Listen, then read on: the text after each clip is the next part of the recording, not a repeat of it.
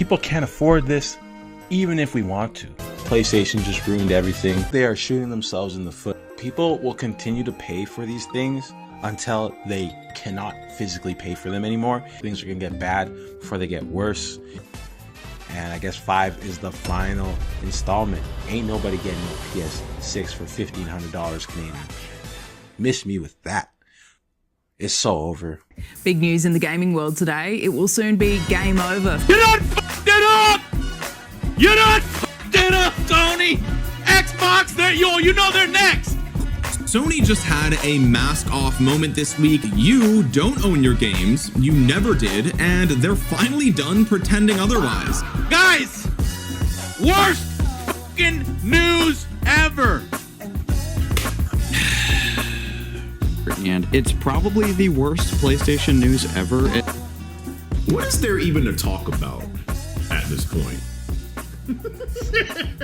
PlayStation is dead to me, ladies and gentlemen. As a long-time PlayStation fan, I'm talking since the 90s. I'm gonna sound like a broken record, but guys, I don't think Sony's our friend. I had a whole video about this, and I knew PlayStation was messing up, but in 2026, it's even worse. PlayStation might have just killed console gaming, if not gaming as a whole, and I'm super serious this time. Honestly, as a console gamer, a PC is starting to look real good, even with the RAM shortages. Like, if I'm gonna be paying an arm and a leg, I might as well get a PC. But yeah, gaming is just not in a good place. With the PC RAM shortages, PlayStation acting up, and Xbox ghosted, gone. And Nintendo, being Nintendo, gaming has never been more bleak. I think we are actually screwed this time. See, me, I live in Canada. You guys don't even want to know how much we've been paying for games. I haven't bought a game since Storm Connections, and I was extremely disappointed. Didn't give me confidence in spending money on games, let me tell you that.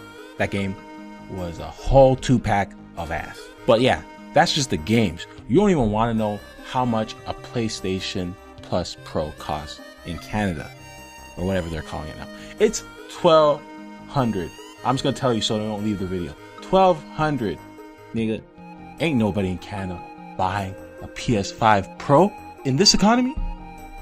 This is just not sustainable for the general population. I mean, life is already crazy and unaffordable to live. I mean, if you take away the one outlet for people to relax, I think we will deadass start to see mutinies and riots.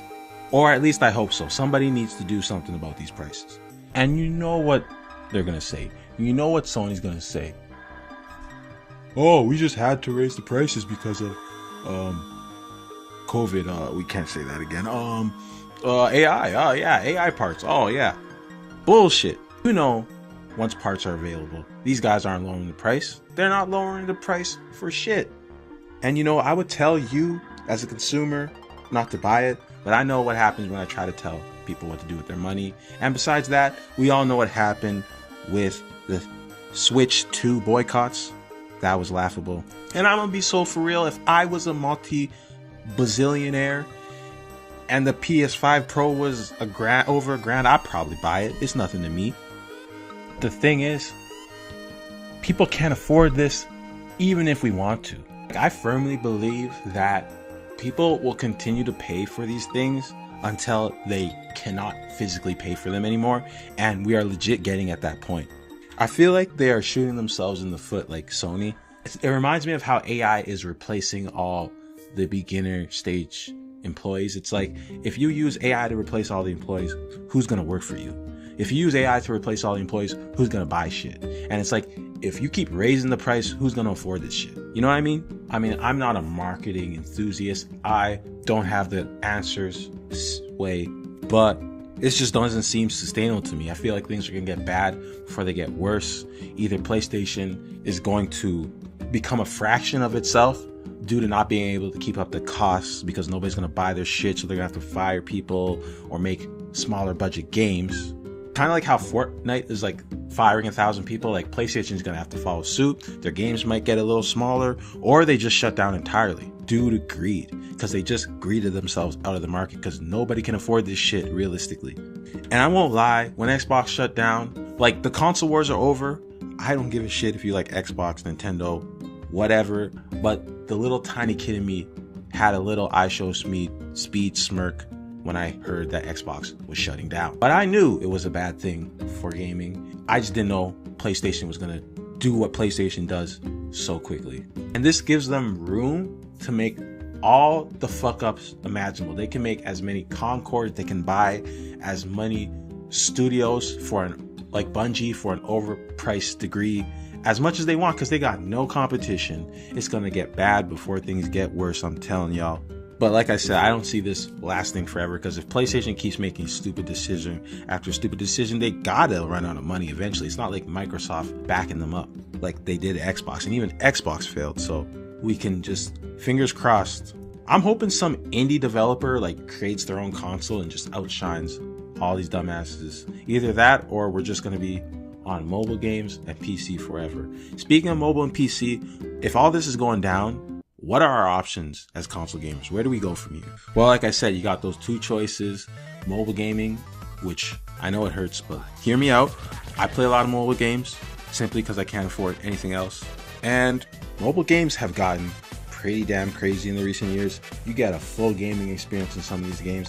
And if you have a little bit of self-control and know what you're doing, control your urges to gamble, then it's not that bad of an experience. But I can understand people not wanting to dabble in mobile games. If you have any type of addictive personality, I would just steer clear. And these games have so many psychological tricks so that you end up becoming the game for these companies rather than the game being a game for you. Then there's indie gaming. Indie gaming only gets bigger and bigger every year, and the tools to make games just get easier and easier to make. Hell, goddamn, I might make my own damn game. None of these people trying to let me buy a PS5, and I might make my own game. I'm just joking. But for real, indie gaming is truly our only hope to save gaming. Games made for the people, by the people. And a lot of these people are on their come up, so it'll be a long time before they sell out or become the very thing they fought against. So, I mean, you could go the retro gaming route. That's something I forgot to mention. Like, I'm telling y'all, you might think I'm crazy, but some of these GameCube games, some of these PS3 games, PS2 games, like, they had a different type of love injected into them. Because back in the day, when games didn't have microtransactions or monetary incentives, and people were still figuring it out, so games just felt different. It's a different vibe. I'm telling you, I went back, even games that are not that decent, like 6 out of 10s and 7 out of 10s, they just have this charm to them because it's almost more of an art form, and you can feel it. Like, play Skate 1 versus that new Skate, that free-to-play shit. It's different, bro. It's an experience. But I know a lot of young kids ain't gonna want to do that. So, I mean, if all else fails, there's always the backlog. Basically, those are our options as consumers. We can, do our backlog, play some indie games, play some retro games, or play mobile games. And really, that's it. That's gaming now. GG. I guess it's time to touch grass, read a book, start drawing again. I don't know. Gaming's cooked. But how are you guys taking the news that PlayStation just ruined everything? Are you guys doing all right? Like, do you guys feel like you even need to buy a PlayStation at this point, because it's not like they have exclusives anyway? Yeah, it's just real depressing in my opinion. I've been playing games since I could remember on PlayStation. I had the PlayStation 1, 2, 3, 4,